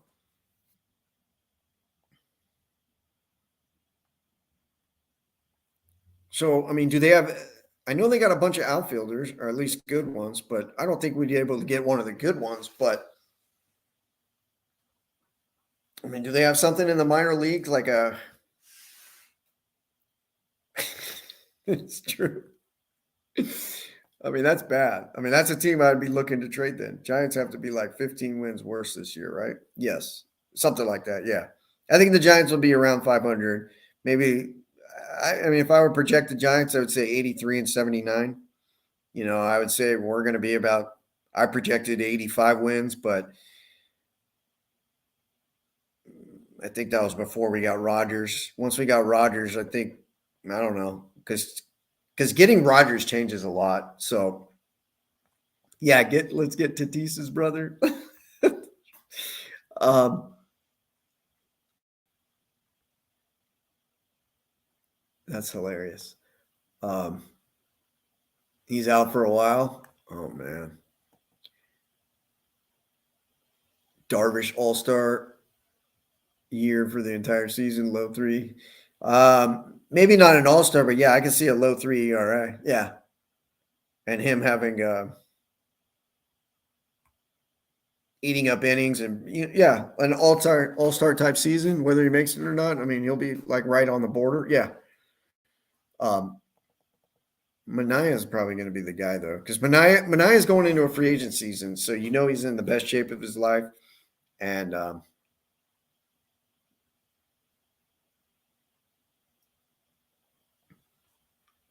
I like our starting pitching. I mean, who doesn't right now? I mean, the starting pitching is strong. That is strong, and I like our bullpen now. Once you got Rogers, as long as Rogers is really legit as a closer, I mean, I've seen 2 outings. He looks pretty good, but his numbers weren't like that great. I mean, I don't understand why aren't the Twins trying to win this year? How does getting Paddock make them better this year? I mean, I understand in the long run doing that trade if I'm the Twins, but I mean, I don't know.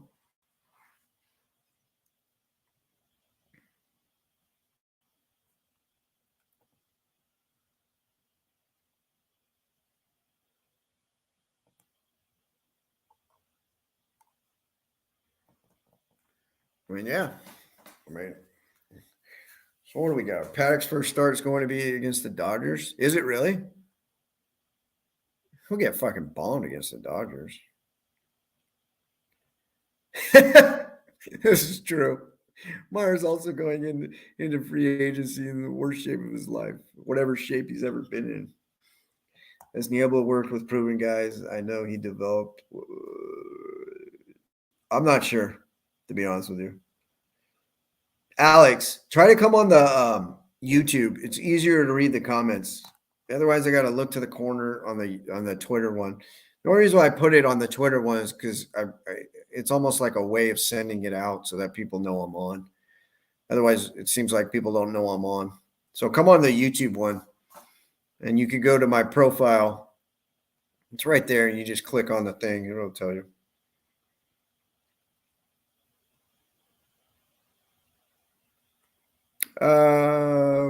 Well, I mean, it completely changes the lineup when you put Tatis in there. I mean, I'll 100% give you that. It's just this bottom part, after Luke Voigt, you're talking about Hosmer, Myers, Nola, Profar. That's no, the reason why they can't do an extension right now on Musgrove is he makes about 8 million, I think it is right now. So when you make 8 million, I'm just gonna, well, I guess I could keep it on there just in case someone comes on. When you make 8 million right now, if you give them an extension, it's going to go off of the AAV and it's going to put you over the luxury tax.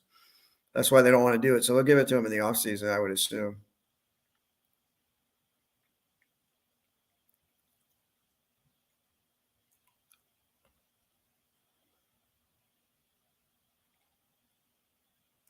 He hasn't made an adjustment in fucking whatever long he's been here, 8 years.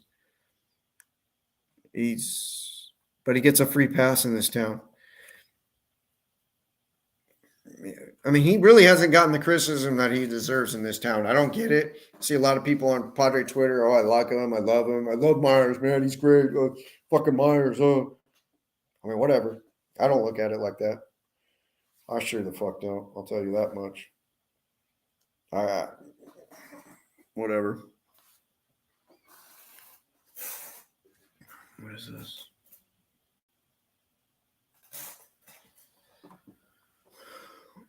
Nola is healthy. Is that what you're trying to say?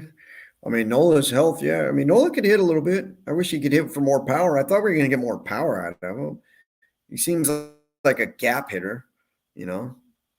I don't really see like home run power from him, but I mean, Nola could hit a little bit, but I mean, you got destroyed in that trade. I mean, destroyed. Ty France is fucking balling. Melvin Bench, Myers by June 1. Yeah, I would say that's, yeah, you got to be producing by June. I mean, I think that's a good, I've been saying forever, Tom, when he commits to hitting the ball opposite field. Oh, yeah. But the only thing he's going to commit to is smoking bowls. So that's the only thing he's going to commit to. Someone said they'd run through a wall for Myers. Myers benched in 2 weeks. NFL draft in 2 weeks. Over 2 weeks. Yeah, 2 weeks from Thursday, right?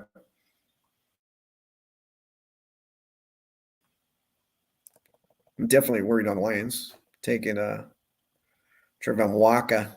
I mean, I don't know. I mean, it's not like I hate the player. It's just like, dude, second pick, we're going to take this guy? He's like a project. He could be good. Much rather have Thibodeau, but they say they're worried about off the field shit with Thibodeau. Well, you better figure it out. Yeah, Myers. Yeah, I would say Myers is his time. Yeah, it's a new era, like with the new manager. This guy's not going to say. Alex is here. We love it. What was it? I'm not impressed with the draft class. No, this draft class sucks. It's fucking garbage. Next year's draft class is nasty.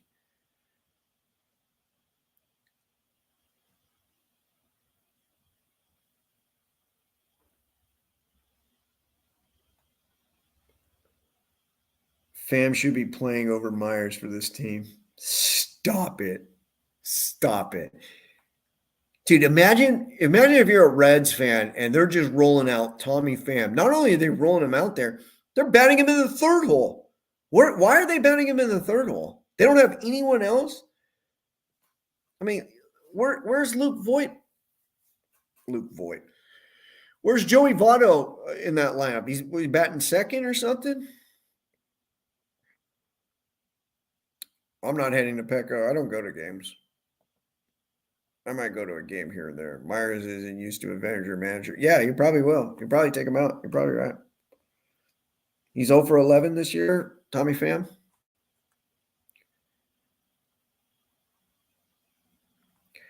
Yes, I think everyone is seeing this. Melvin has the balls. Like, you got a producer, he's gonna fucking probably bench you. Yes, they're batting Votto fourth. Okay, I mean, where's Nick Senzel? I mean, they got to have. I mean, I heard they have a really good minor league system. The Reds. I was listening. I think the Padres played the Reds minor league farm system in one of the games I was listening to. They were saying the Reds farm system is really good. Ooh, ooh, ooh! I like this one. This is something we could debate on. Oh man. Oh man. That's a good one. I don't know. They both are fucking awful. They're both baked out of their fucking minds. God.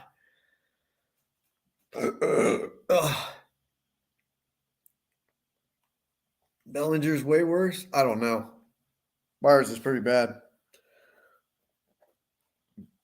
You know, Bellinger had a OPS of like it was like 578 or something last year. Oh my God.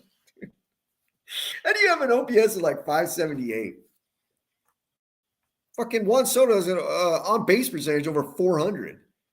Bellinger's terrible. He's god awful. I mean, he's an automatic out, and they don't have the depth that they've had. The Dodgers.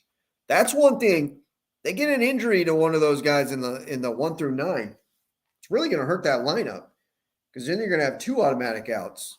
You know. What do you see happen when Merrill? I doubt he can play short, or if they trade him. He's bait. He's bait. Jackson Merrill's bait. Senzel bet 6. Yeah. The Phillies lineup is disgusting, dude. They are fucking loaded. They are loaded. Yeah. I mean, Jackson Merrill will be in a trade, I would assume. But the thing on him, I like how you brought this up. The thing on him is I wouldn't trade him just so soon unless it was to get Brian Reynolds. But let him put up good numbers. I think he's going to put up good numbers. Let him get his value up even higher, and then go from there and trade him from there. Basically what I'm saying is let teams get a better sense of him instead of trading him now where teams aren't going to say give up as much. Both of these lineups are disgusting. Blue Jays lineup better than Phillies. Maybe. I mean, that's a pretty good. Yeah, maybe. I mean, Vlad Guerrero is probably the best right-handed hitter. Well, I guess you would say Mike Trout, but I don't know. Well, Vlad's as good as a hitter as there is in baseball. He hit a fucking missile today. Absolute missile. Phillies lineup's right there with the Blue Jays, in my opinion, though. I mean, at least in my opinion, it is.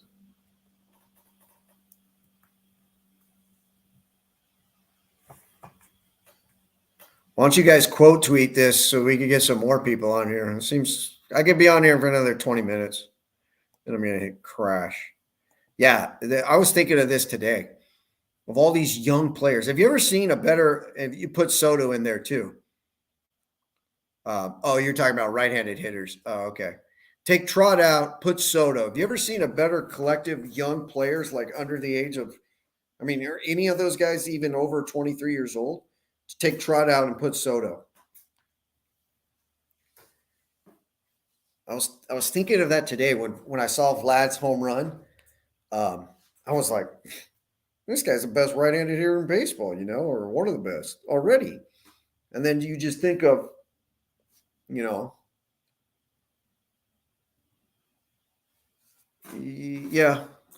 at least the Pirates got the Hayes guy. What do the Nationals have? Well, they got Soto. They should probably think of trading Soto because they're so far away. You could get like 5 guys for Juan Soto. I mean, I don't know. I mean, what are you going to do? Give Soto $500 million? I mean, he's the best hitter in baseball. I mean, to me, he's the best player. He's such a good hitter. I've never seen really a player like him be that good of a hitter at that age, like already. Like, I mean, he just like he doesn't swing at bad pitches, like at all.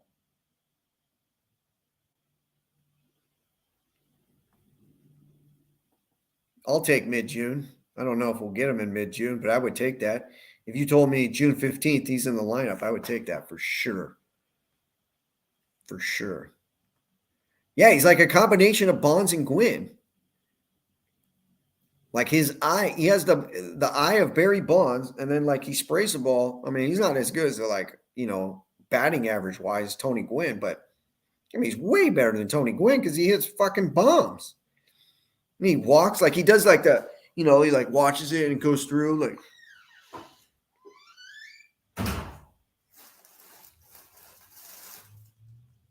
I mean, it's crazy.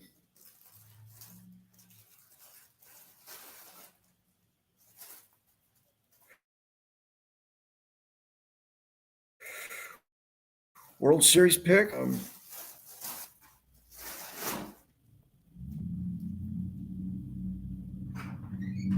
going to put the Blue Jays probably in the World Series. The Blue Jays are the White Sox. And then, yeah, I'd probably put the Dodgers. I don't know. Really, I mean, if the Padres get Brian Reynolds and Tatis comes back,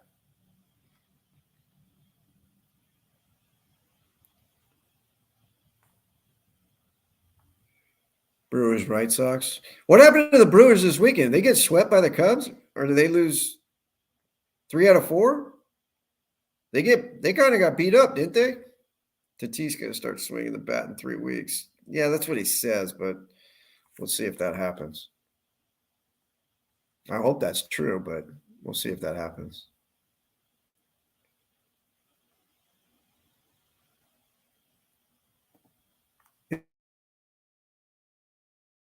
If Soto, let's say this one.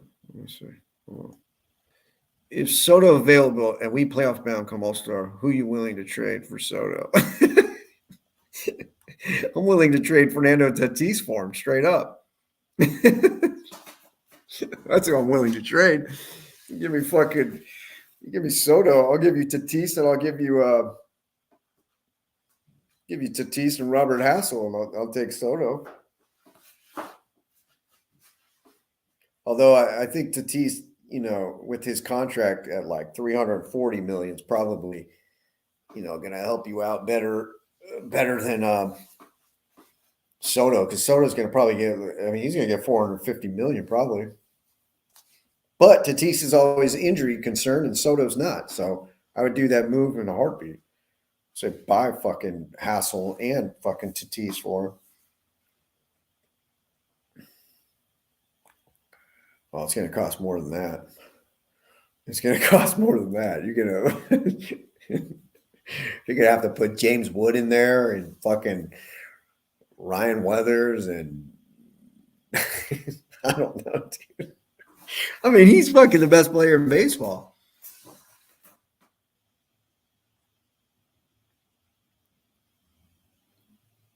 I mean, he's fucking unbelievable. Soto's gonna be a Dodger. If he's a Dodger, he should just stop playing baseball. Well, this is a given. I mean, I agree with this 100%. I'm just saying right now, like, yeah, I wouldn't do James Wood for Soto, but I'll flip fucking Tatis and Hassel. I ain't trading James Wood. James Wood is fucking nasty, though. I know you're being sarcastic, but yeah, I don't like the Brewers lineup either. Yeah, that swing doesn't look that good to me, though. I mean, he got a slider up and he fucking crushed it, but he's kind of got that Kim swing to him. Like, it's just too much of an uppercut. It's,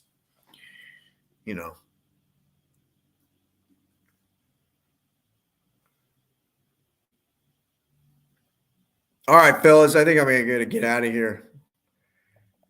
Unless you guys got anything else you want me to talk about real quick. I think I'm going to get out of here. Is there any guests you guys want me to get on? I'm trying. I haven't really technically tried. I texted him. He said he would come on. is I know I could get, or most likely I could get Ben, or not Ben. I could get Stephen Woods. I think I could get him on.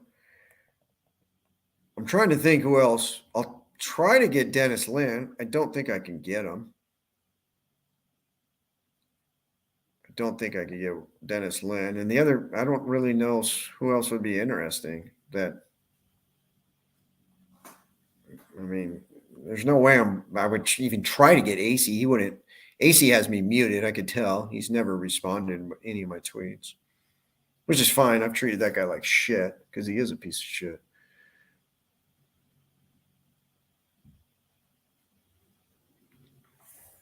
But is there anyone else you guys would want? Woodsy, I'll try to get Woodsy. I'm pretty sure I could get him.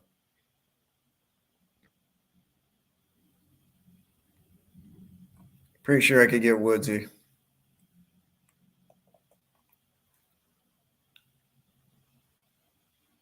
Casavel, I don't think I could. I have no connection with him. I don't think I could get him on. I wouldn't want to bring on Casavel, to be honest with you. I don't think he really brings anything to the table. Lynn does, but I don't. I mean, Lynn follows me on Twitter, but I don't think he would come on. Try to get Mark Grant. Dunn and Mark. I don't think they would come on. I mean, maybe I could try, but I would have to get more of a following, I think, for any of those guys.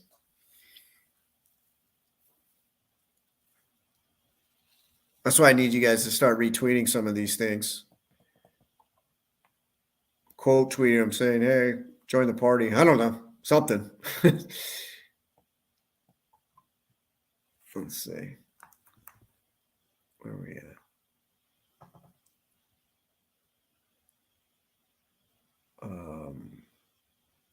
I don't know how some of these guys get thousands of follows. Get Swing Dog on here. Oh my God. Some of these guys have thousands of followers and shit on their YouTube channels. I don't know how they do that. And they get fucking like thousands of views and shit. I'm like, holy shit. I got fucking 11 people watching. I used to get like 1,500 views on the Periscope, but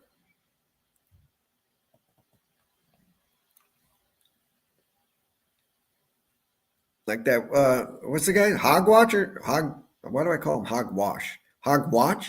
That guy gets fucking over 1,000 views every time, and he has like 1,000 subscribers. I don't know how he does it.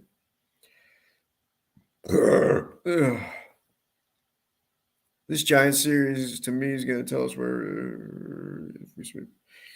I think it's a big.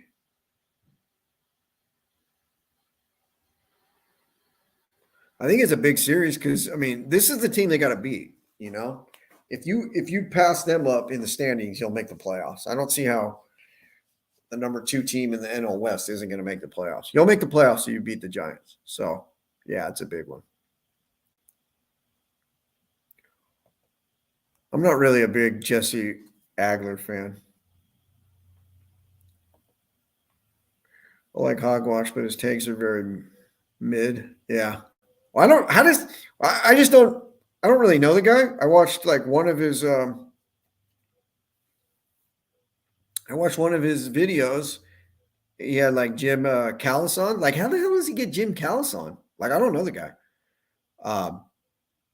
And I see he has all kinds of followers and subscribers. I'm just curious how he gets them all and gets, you know. I don't like Jesse Agler, to be honest with you. I don't really like him.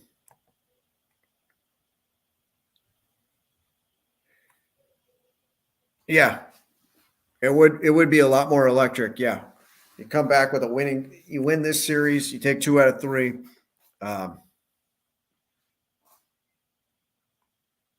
Yeah, I mean, how did he get Jim Callis on? That's crazy to me. I would never be able to get Jim Callis. He probably, I don't know, unless Jim Callis is one of those guys that goes on a lot of things and just like, someone DMs him and is like, "Hey, come on," and he'll be like, "Oh, okay." Like unless Jim Callis is like that, but someone told me that he's had AC on and he's had other maybe Casavel on or something. So I don't know. Somehow that guy's got connection somehow. I have no idea. I know he knows how to work the computer a lot better than I do. I don't know how to do all the shit that he does. He had all kinds of things going. Jesus Christ. He interviewed Passon and Heyman. Jesus. Hacks on Canepa. No fucking chance. No fucking chance. No chance. I don't want to lose I don't want to lose you guys as followers. If I put these two guys on, fuck. You guys are gonna be like, I'm not watching the fucking Medi YouTube channel anymore. You know. See, like I see someone's got a Padre wrap-up show, 163 people are watching. I'm like, I don't understand. How do you get so many fucking followers? You had Steven Wilson on too? That's crazy. Does he have a connection with the Padres? All of a sudden, I got 275 subscribers, and it was like 2 weeks ago, I had fucking like 20. So maybe it just goes like that. I don't know. I just started the YouTube thing, I don't know, a couple months ago. Maybe it goes like that. But I see the guy's got fucking like, I think it said like 3,000 followers. Maybe I'm wrong.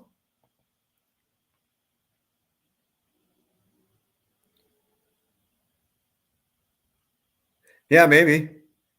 I mean, you could just shoot your shot, Absolutely. I mean, I'll try to get Lynn. I think I might have a chance with Lynn. I would say a 20% chance. Because I mean, Lynn does follow me on Twitter. I don't know. Does he follow a lot of guys on Twitter, on Padre Twitter? Maybe he does. Maybe he doesn't. I don't know.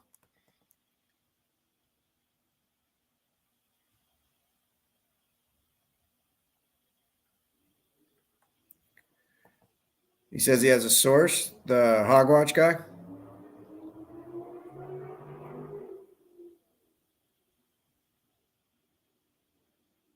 Hog butter drinks. Oh, that's hilarious. All right. Well, you guys try to help me out. All right. I appreciate you guys. I appreciate everyone that comes on. It makes it obviously worth it. It makes it a lot more enjoyable. Otherwise, you just feel like you're fucking talking to a brick wall. But as the year goes on, I assume I'll get more and more followers. But there's no way I'm going to get 3,000 subscribers. And I don't know. There's no way I'm getting guys like Jim Callis on. I'll tell you that much. And fucking Passon, yeah, Jeff Passon on. I wouldn't want John Heyman on my show, but yeah.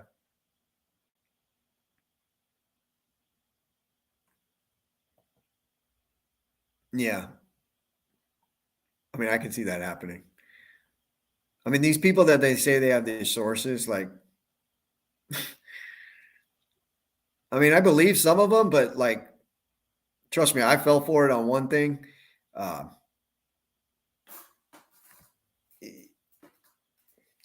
and it didn't come through, and I look pretty stupid on Twitter.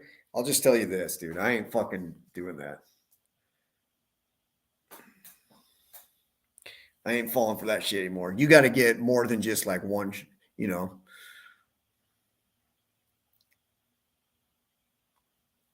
Who's Jim? Oh, Jim Callis. Buy him a drink. I doubt he even fucking drinks. You know.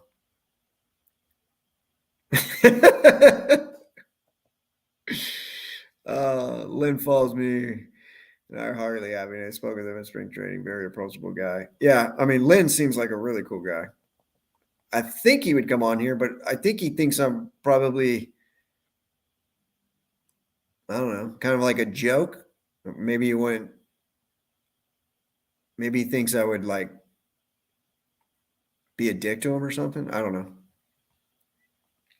I know I could get Woods on, or at least I'm pretty sure. I mean, I would say a 90% chance I could get Woods on. Now, I know people like Woods, so get him on, get something going.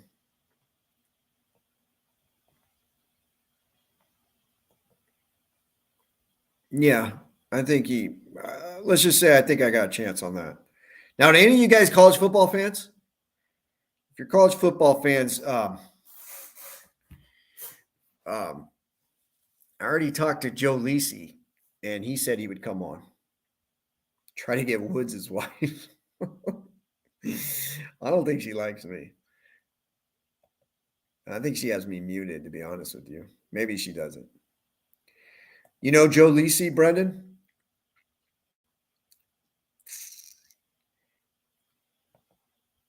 Now that would be funny. Me and Mickey Koch on at the same time. That would be funny. He could tell me how great every move Preller has made, and then I could be, the realistic fan and tell you, yeah, it's not as great. Try to get Lou Holtz. I could get Joe Lisi on. He said he would come on. But I'll wait till the college football magazines come out, and then we obviously will talk betting over under on wins, shit like that. We'll go from there. All right, fellas, till the next time. Don't be afraid to retweet these things. Tell people, hey, try to get Mickey Koch on, huh? Anything that's not NFL and NBA? Well, I love the NBA, or I love the NFL. I ain't fucking the NFL's. I love the NFL, but I ain't gonna talk fucking NBA. All right, fellas. Till the next time. Good night now.